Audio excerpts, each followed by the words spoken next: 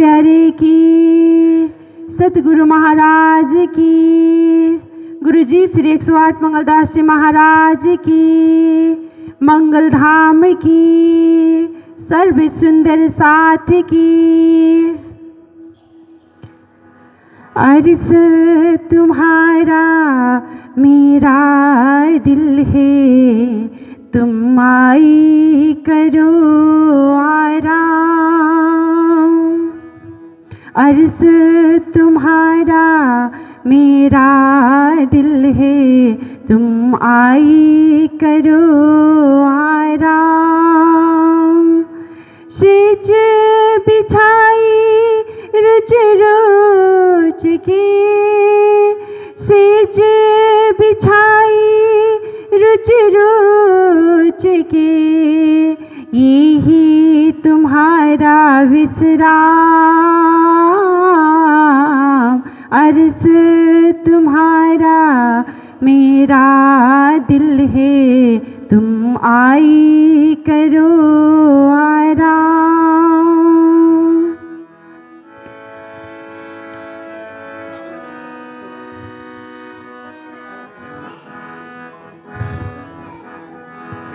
अर्ज कहा दिल मोमिनो, अर्ज में सब विशाल। अर्ज कहा दिल मोमिनो, अर्ज में सब विशाल। निमख नारी न होई सके, निमख नारी न होई सके, रूह निस्बत हक चार। अर्ज तुम्हारा मेरा दिल है, तुम आई करो आराम।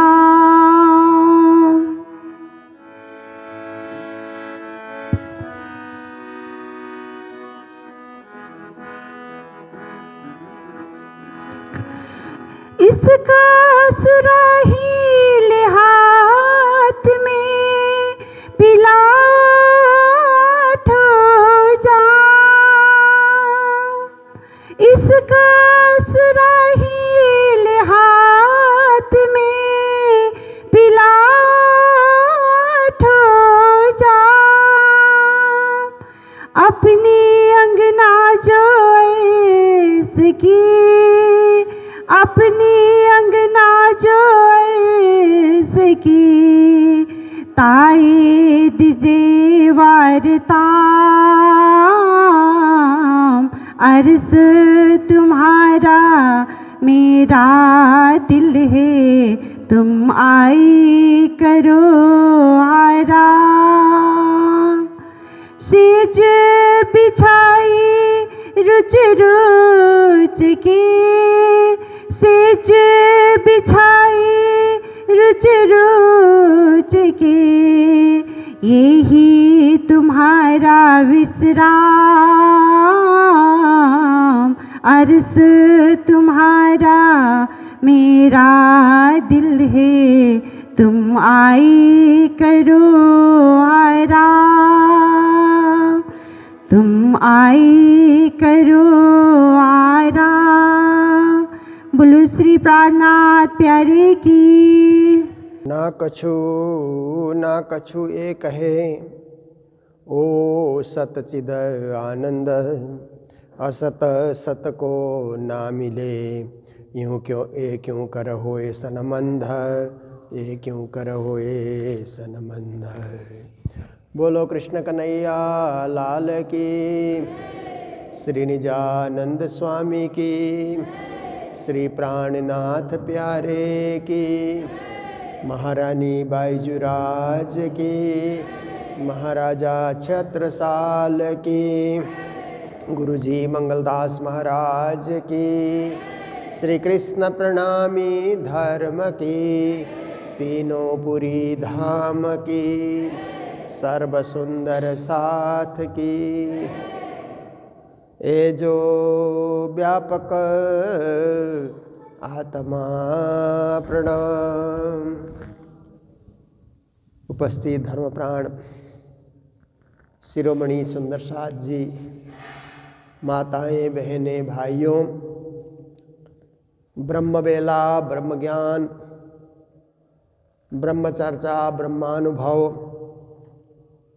ब्रह्म विद्या की प्राप्ति, ऐसे सुंदर कार्य में आप सब लोग संलग्न हैं। और ब्रह्म के विषय में कहा जाता है कि ब्रह्म व्यापक है। वेदांत दर्शन में कहा जाता है कि ब्रह्म व्यापक है। उस बात को तो सभी मानते हैं, ठीक है, ब्रह्म व्यापक है, इसीलिए सृष्टि चल रही है। अणु से लेकर के हाथी पर्यंत सब ब्रह्म के ही अंश से काम कर रहे हैं, जी रहे हैं, जीवन जी रहे हैं, पालन कर रहे हैं। ये सब क्या है? ब्रह्म के व्यापकत्व से ही हो रहा है।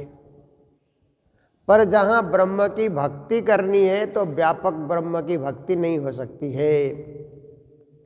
व्यापक इतना बड़ा होता है कि कहाँ से ध्यान शुरू करें, कहाँ उसका अंत करें।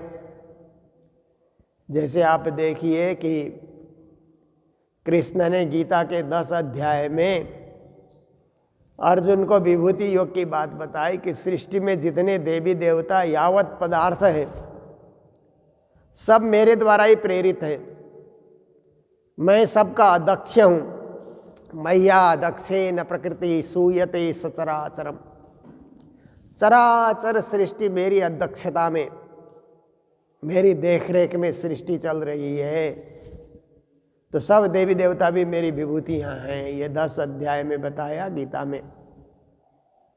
तो अर्जुन को आश्चर्य हुआ कि ओहो, कृष्ण का जन्म और मेरा जन्म तो साथ साथ हुआ है, हम लोग रिश्तेदार भी हैं। तो सृष्टि तो कब से है, और जब से सृष्टि बनी तभी से देवी देवता काम कर रहे हैं। तो आज आकर के कृष्ण कहें कि ये सब मेरी विभूतियां, इसको हम कैसे माने? पहले भी कृष्ण ने अर्जुन को कहा कि ये गीता का ज्ञान मैंने सृष्टि के आरंभ में सूर्य को दिया था, उन्होंने अपने पुत्र मनु को दिया, इक्ष्वाकु को दिया उन्होंने, फिर कालांतर में ये गीता का ज्ञान लोप हो गया था, मैं तुम्हारे सामने फिर से प्रकट कर रहा हूँ। तब भी अर्जुन को आश्चर्य हुआ था कि मेरे साथ साथ जन्मे कृष्ण और सृष्टि के आरंभ में सूर्य को कैसे ये ज्ञान दिया। तभी कृष्ण ने कहा था कि बहूनि में व्यतीतानि जन्मानि तब चार्जुन। हे अर्जुन, तुम्हारा तो एक ही जन्म है, तुम इसी जन्म को जानते हो, इसी जन्म को देखते हो। पर मेरे तो कितने बार आना जाना हो चुका है सृष्टि में, बहुत बार मेरा आना जाना होते रहता है। मैं सृष्टि के आरंभ में भी हूँ, मध्य में भी हूँ, अंत में भी हूँ। तो इसी प्रकार से 10 अध्याय में विभूति की बात बताई तो अर्जुन को बहुत ज़्यादा विश्वास नहीं हुआ। तो 11 अध्याय गीता में विश्वरूप दर्शन कहते हैं ना, कृष्ण ने इतना बड़ा भयंकर रूप प्रकट कर दिया कि 14 लोक, विश्व ब्रह्मांड, सारी सृष्टि उनके ही शरीर में समाई हुई है। देवी देवता भी वहीं हैं, 33 कोटि देवी देवता, सूर असुर सब कृष्ण के शरीर में है। पूरा ब्रह्मांड कृष्ण का स्वरूप बना हुआ है, अर्जुन से देखा नहीं जा रहा है, इतना भयंकर स्वरूप। तो उस समय अर्जुन कहते हैं कि हे श्री कृष्ण, आपका ये भयंकर रूप देख करके तो मैं घबरा गया हूँ।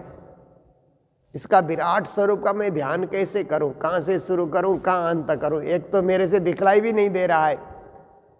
आपका स्वरूप इतना भयंकर है, आकृति इतनी बड़ी है कि मेरी इन आँखों से मैं देख भी नहीं पा रहा हूँ।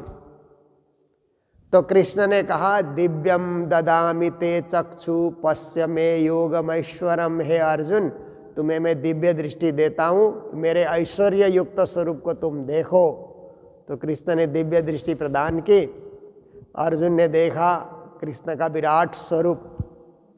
फिर विराट स्वरूप देखने के बाद अर्जुन कहते हैं कि ये भयंकर स्वरूप का मेरे से ध्यान नहीं होता, पहले वाला आपका जो स्वरूप है ना, सारथी के रूप में आप मेरे साथ थे, वही स्वरूप में आप आ जाइए, उसका मैं ध्यान कर सकता हूँ, उससे बातें कर सकता हूँ, उससे चर्चा कर सकता हूँ, विमर्श कर सकता हूँ।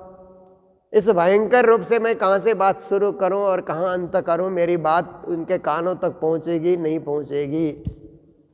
तो विराट का ध्यान करना कठिन होता है, व्यापकत्व का भी ध्यान करना बड़ा कठिन होता है कि व्यापक है, अब कहाँ से उसको शुरू करें। इसलिए प्राणनाथ जी का सिद्धांत कहता है कि ब्रह्म व्यापक होते हुए भी भक्ति करने वालों को एक देशीय रूप में ब्रह्म का अनुभव करना चाहिए। जैसे इसके लिए उदाहरण कई आते हैं कि सरसों में तेल व्याप्त है, व्यापक है, परंतु तेल सरसों में व्यापक है ऐसा सोच करके जहाँ तेल की ज़रूरत है वहाँ सरसों को हम प्रयोग करेंगे तो काम नहीं बनता है। उस सरसों को निचोड़ करके जो तेल निकाला जाता है ना, वही काम आता है पकोड़े बनाने में, सब्जी बनाने में और बहुत काम में वही तेल काम आता है। सरसों से वो काम नहीं होता है। ऐसे तो सरसों में तेल व्यापक है, ऐसे ही दूध में घी व्यापक है। दूध के अंश अंश में घी का अंश भी है, पर जहाँ घी का प्रयोग करना है वहाँ दूध का प्रयोग करने से नहीं चलता है। दूध को जमा करके फिर दही के रूप में परिणत करके उसको मथ करके मक्खन निकाला जाता है, मक्खन को गर्म करके घी बनाया जाता है, तभी घी रोटी में लगाने में, आरती करने में और कार्य में घी काम आता है। दूध में घी व्यापक है, ऐसा करके घी की जगह दूध का प्रयोग करेंगे तो वो कार्य सफल नहीं होता है तो उसी का अंश, पर उसको एक देशीय करने की जरूरत है तभी वो काम आता है। तो ऐसे ही उदाहरण दिया जाता है कि पुरुषत्व जो है, दुनिया के सब पुरुष में पुरुषत्व है, परंतु महिला जो स्त्री होती है उसके लिए अपना पति काम आता है। पुरुषत्व व्यापक है तो क्या हुआ, ठीक है व्यापक है, परंतु उसका पति उसके लिए आदरणीय होता है, माननीय होता है। सारे पुरुषों को इतना आदर देने की आवश्यकता नहीं है, क्योंकि एक देशीय हो गया ना उसका पति, वही काम आता है। तो श्री प्राणनाथ जी महाराज वेदांतियों से चर्चा कर रहे हैं। सूरत का ये प्रसंग है, प्रकरण 2200 उपाय का प्रकरण हम लोग आगे बढ़ा रहे हैं और आज अंतिम छोर में हम पहुंच चुके हैं। तो श्री प्राणनाथ जी महाराज कहते हैं, ये जो व्यापक आत्मा, देखिए आत्मा व्यापक है क्योंकि परमात्मा का अंश है। जितने भी जीव हैं छोटे से बड़े, उनमें भी आत्मा है, पर आत्मा जब तक अज्ञान अवस्था में होती है तब तक जीव कहा जाता है। जीव, छोटे छोटे जीव कहते हैं ना, उसमें जो चेतना है, जिस चेतना के चलते जीव चलते हैं, दौड़ते हैं, खाते हैं, पीते हैं, संतान की उत्पत्ति करते हैं, एक चेतना व्याप्त है। सारे कीड़े मकोड़े से लेकर के जितने जीव हैं उन जीवों में, बैक्टीरिया में भी वो चेतना व्याप्त है। बैक्टीरिया को तो हम देख भी नहीं पाते हैं, पर उसमें भी चेतना व्याप्त है, इसलिए वो भी अपने कार्य में संलग्न है। तो इस प्रकार से चेतन तत्व, आत्मा तत्व सब में व्यापक है। फिर कहते हैं पर आत्मा के संग, पर सब आत्मा का पर आत्म नहीं है। पर आत्म उन्हीं का होता है जो ब्रह्म सृष्टि है, जो परम धाम से आई है, उनका पर आत्म स्वरूप होता है। अक्षरधाम से आई है ईश्वरी सृष्टि, तो उनका भी पर आत्म स्वरूप अक्षरधाम में विद्यमान है। पर भगवान नारायण के एको हम बहुश्याम से जो आत्माएं आई जीव के रूप में, उनका पर आत्म नहीं है। उनका पर आत्म तब बनेगा जब वो धर्म में लगेंगे, भक्ति करेंगे, संस्कार जगाएंगे, अध्यात्म से जुड़ेंगे, तो ही उनका पर आत्म का स्वरूप तैयार होगा। अन्यथा केवल आत्मा के रूप में व्याप्त है। तो श्री जी ने वेदांतियों को कहा कि आत्मा और पर आत्मा में क्या भिन्नता है, क्योंकि बहुत सारे ज्ञानी मुनि, देखिए श्रीमद् भागवत की टीका हुई है ना गीता प्रेस गोरखपुर से, और भी बहुत सारे विद्वानों ने भागवत की टीका लिखी। भागवत में एकादश स्कंद में एक मुमुक्षु की कथा आती है, उसी में एक श्लोक में पर आत्म शब्द आया है। नहीं तो भागवत में परमात्मा शब्द तो कई जगह है, पर आत्मा शब्द एक ही जगह है भागवत में। पर अर्थ करने वाले ने पर आत्मा को भी परमात्मा ही अर्थ कर दिया। पर प्राणनाथ जी ने तो आत्मा, पर आत्मा, परमात्मा ये तीनों का अर्थ किया है ना। आत्मा हमारे अंदर जो चेतन तत्व है वही आत्मा है। पर आत्मा परम धाम में जो हम छोड़ करके आए वहाँ पर आत्मा विद्यमान है।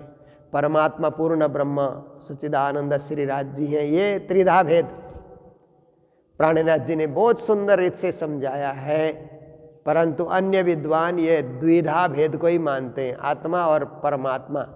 पर आत्मा की परिभाषा वे लोग नहीं कर पाते हैं, जो श्री प्राणनाथ जी उनको समझा रहे हैं कि आत्मा व्यापक है और पर आत्मा किन आत्माओं के साथ पर आत्मा है, ये भी प्राणनाथ जी महाराज उनको समझा रहे हैं। क्यों ब्रह्म ने चल पाइए, अखंड ब्रह्म को कैसे पाया जाएगा, क्योंकि ब्रह्म एक तो चलायमान ब्रह्म है ना, क्षर ब्रह्म कहा जाता है। क्षर ब्रह्म भी है, अक्षर ब्रह्म भी है, और निहचल मतलब अक्षरातीत ब्रह्म भी है। कैसे पाया जाएगा, बिना तारतम के द्वारा, बिना इस रहस्य को समझे कैसे पाया जाएगा। विद्वान लोग तो कहते हैं ब्रह्म एक ही है, तो गीता में त्रिधा भेद क्यों बताया, फिर क्षर अक्षर अक्षरातीत का भेद क्यों बताया। तो ये सब प्राणनाथ जी महाराज उन वेदांतियों से चर्चा करते हैं कि ब्रह्म एक ही है, परंतु एक भी तो त्रिधा स्वरूप में खड़े हैं ना, उनको भी समझने की जरूरत है। तो पर ब्रह्म को कैसे पाया जाए। इत बीच नार को फंदा, अब संसार में तो माया का फंद है, इसीलिए माया के फंदे में जो पड़े हैं उनको ये सब चिंतन करने के लिए फुर्सती कहाँ है। मेरा तेरा घर परिवार समाज संसार कमाई धंधा, बस इसी में इतना व्यस्त हो जाते हैं कि न आत्मा के विषय में सोचते हैं, न परात्मा न परमात्मा, न क्षर ब्रह्म न अक्षर ब्रह्म न अक्षरातीत ब्रह्म। इस तरफ सोचने के लिए उनके पास बुद्धि ही नहीं है। बुद्धि है तो बुद्धि को सक्रिय नहीं कर रहे, बुद्धि को जागृत नहीं कर रहे हैं। बुद्धि का प्रयोग केवल संसार की कमाई में कर रहे हैं। बुद्धि का प्रयोग ब्रह्म की खोज में, ब्रह्म चिंतन में उन्होंने लगाया ही नहीं है। तो श्री जी कहते हैं जो फंदे में पड़े हुए हैं, नार माया के फंदे में, वो ब्रह्म तत्व का बोध नहीं कर सकते, क्योंकि वो प्रयास ही नहीं करते। तो कहाँ से उनको बोध होगा। इसके लिए तो अध्ययन करना पड़ेगा, अध्ययन चिंतन मनन विवेक का प्रयोग करना होगा, विचारशील बनना होगा, बुद्धिजीवी बनना होगा, तब जा करके ये सब कुछ सफल हो जाता है।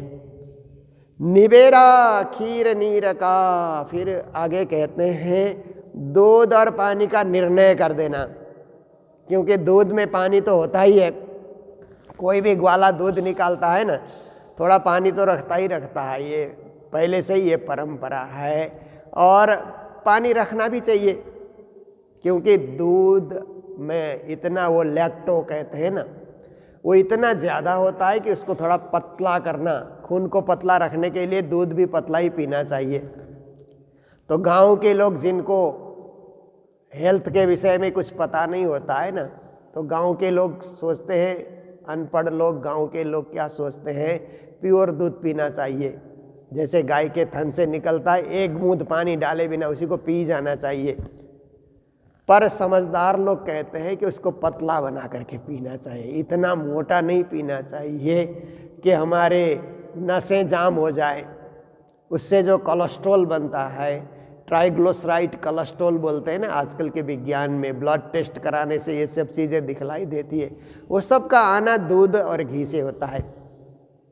तो देखिए, इसलिए दूध में थोड़ा पानी मिलाना वो कोई समस्या वाली बात नहीं है, उसको बहुत बुरा नहीं समझना चाहिए।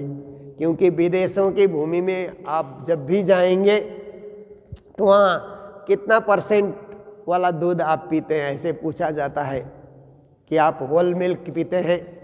होल मिल्क पीने वाला तो कोई होता नहीं है, पूरा का पूरा दूध, उसमें पानी का % होता है, 20% जल डाला हुआ रहेगा या 40% डाला हुआ रहेगा, तो उससे कोलेस्ट्रॉल नहीं बनता है, ये सब चीज़ें हैं। तो आप देखिए कि दूध और पानी ये क्या है, ये दूध और पानी का संबंध भी पुराना संबंध है। इसीलिए ब्रह्म के अनुभव करने के लिए भी इसका उदाहरण दिया जाता है, बार बार उदाहरण दिया जाता है कि जैसे हम भी गाते हैं ना, तारतम्य ज्ञान हाथ कर दिनो, क्षीर और नीर को निर्णय किन्नो। वहाँ भी क्षीर और नीर करके, नीर पानी को कहा, क्षीर दूध को कहा। दूध पानी का निर्णय होना, और राजहंस दूध और पानी का निर्णय करता है, ऐसा भी बताया जाता है।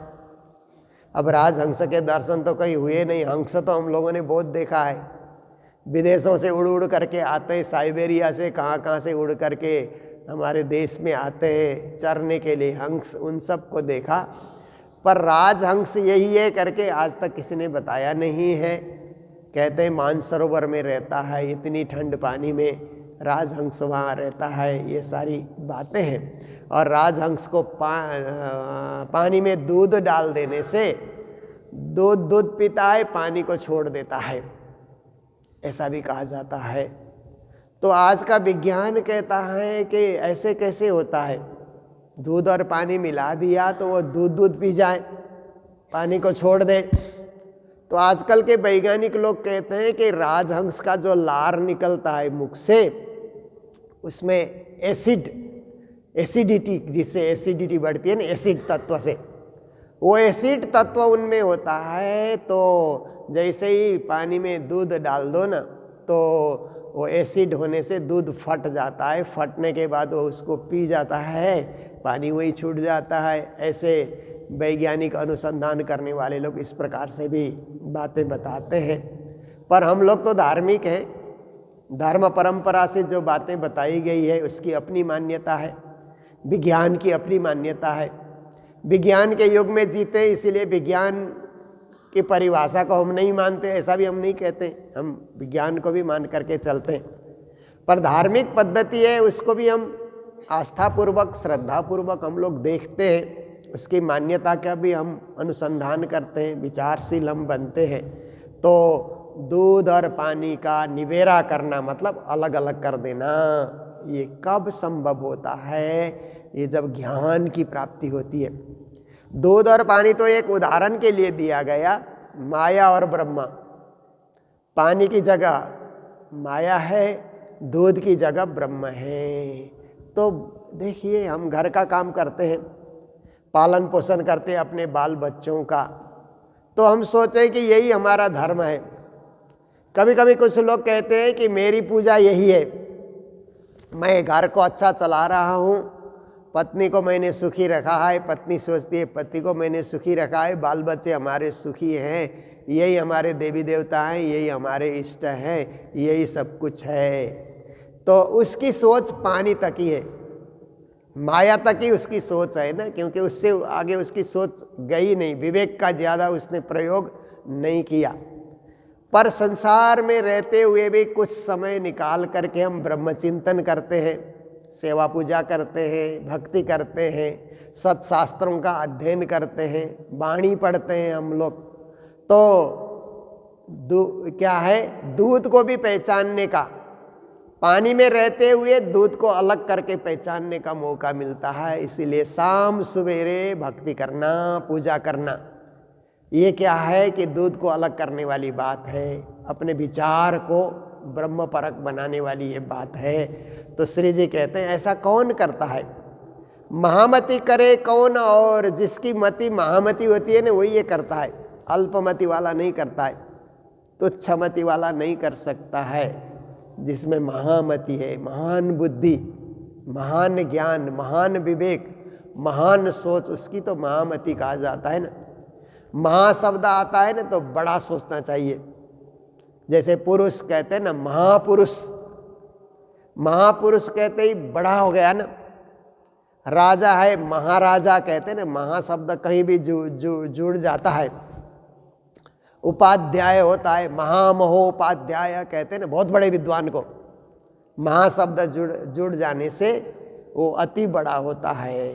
तो मति में भी महामति जुड़ जाने से अत्यंत विचारशील, अत्यंत विवेकशील, अत्यंत चिंतनशील, अत्यंत सोच को तीव्र विकास करने वाला ऐसा जो व्यक्ति है उसको महामति कहा जाता है। तो हमारे तो महामति प्राणनाथ जी है, क्योंकि उन्होंने हर प्रकरण के अंत में महामति की छाप उन्होंने छोड़ी है, इसलिए हम महामति प्राणनाथ जी। और प्राणनाथ जी के ज्ञान से जो अभिभूत है, प्राणनाथ जी के ज्ञान से जो परिचित है, वही दूध और पानी को अलग कर सकता है, माया और ब्रह्म को अलग कर सकता है। अन्यथा ये जटिल कार्य कोई इसको सफल नहीं कर सकता, इसमें वो फंसा रहेगा। माया ब्रह्म चिन्हाय के महामति का तारतम ज्ञान ऐसा है, सद्गुरु प्रदत्त तारतम ज्ञान। देखिए, जब हम तारतम वाणी की चर्चा करते हैं ना, तो सद्गुरु प्रेरित महामति प्रणीत, ये वाणी क्या है? तारतम वाणी सद्गुरु प्रेरित, सद्गुरु ने प्रेरणा दी, प्राणनाथ जी ने प्रणीत किया, इसको निरूपण किया प्राणनाथ जी ने। तो कहते हैं माया ब्रह्म चिन्हाय के, ये वाणी माया का भी परिचय कराती है, ब्रह्म का भी परिचय कराती है, ब्रह्म से पहचान कराती है।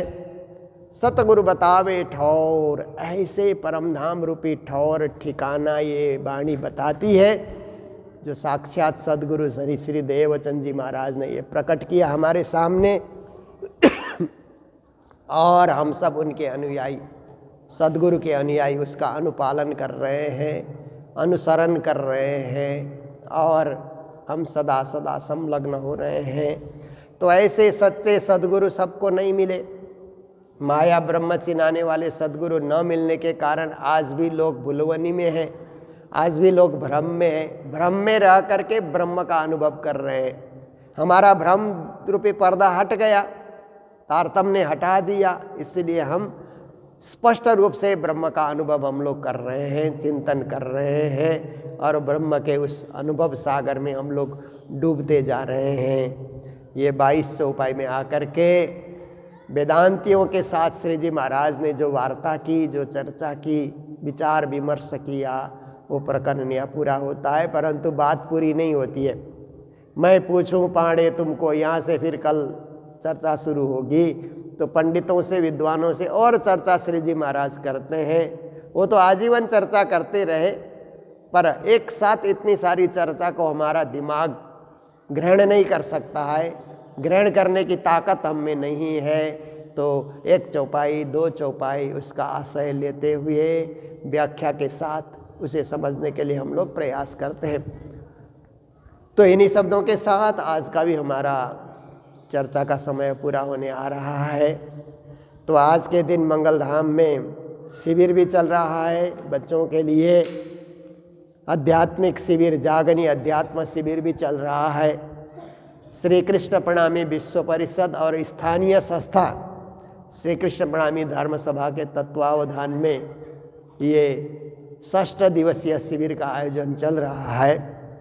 तो शिविर के समय में आज के भंडारे की सेवा हमें प्राप्त हुई है। एक भंडारा, आज 2 भंडारे हैं एक साथ। पाक्योंग सिक्किम निवासी आरोही क्षेत्री के जन्मदिन के शुभ अवसर पर परिवार की ओर से भंडारे की सेवा हमें प्राप्त हुई है। तो आरोही और सपरिवार को बहुत बहुत बधाई, मंगल बधाई देते हैं। और आज ही के दिन हमारे शिलोंग निवासी हरिकिशन अग्रवाल जी का जन्मदिन है। वो धाम पधार चुके हैं, परंतु परिवार की ओर से जन्मदिन में भंडारा देने के लिए आग्रह किया गया था। तो उनकी धर्मपत्नी मीरा देवी, पुत्र अमित और पुत्रवधू मल्लिका, पुत्री पूनम और उनके जो हैं दामाद हैं योगेश, ये सब परिवार की ओर से परिवार के सदस्य आज यहाँ भंडारा देने के लिए उपस्थित भी हो रहे हैं। तो हरिकिशन जी की आत्मा को राज्य अपने चरणों में रखें, ये श्रद्धांजलि का भाव रखते हुए परिवार में सुख शांति और समृद्धि बनी रहे, ये मंगल भावना व्यक्त करते हुए उनको भी बहुत बधाई, मंगल बधाई देंगे। तो इसी के साथ चौपाई दोहराते हुए आज के प्रसंग को विराम दे रहे हैं। बोलो सतगुरु महाराज की, श्री प्राणनाथ प्यारे की, सर्व सुंदर साथ की, निवेरा खीर नीर का,